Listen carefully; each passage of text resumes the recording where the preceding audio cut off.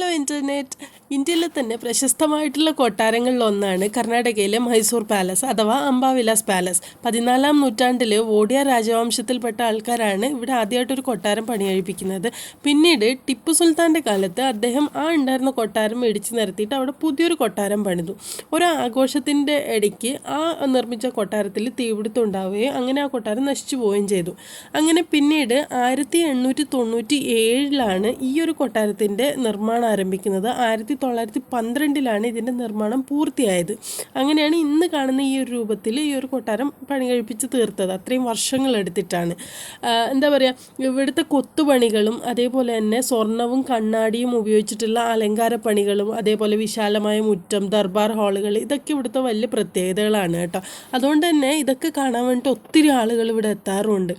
ഞങ്ങൾ പോയ സമയത്ത് എന്താ വെച്ചാൽ ഭയങ്കര തിരക്കായിരുന്നു. വെക്കേഷനും ക്രിസ്മസും ഒക്കെ ആയതുകൊണ്ട് തന്നെ നല്ല ആൾക്കാരുണ്ടായിരുന്നു. ഇങ്ങനെ നിന്ന് കൊടുത്താൽ തള്ളിക്കൊണ്ടു പോകുമായിരുന്നു. അത് ഭയങ്കര ബുദ്ധിമുട്ടായിരുന്നു. നമ്മൾക്കതൊന്ന് എന്താ പറയുക, ഒന്ന് അവിടെ നിന്ന് നമ്മൾക്ക് ആസ്വദിച്ച് കാണാനുള്ളൊരവസരം നമ്മൾക്ക് കിട്ടിയില്ല.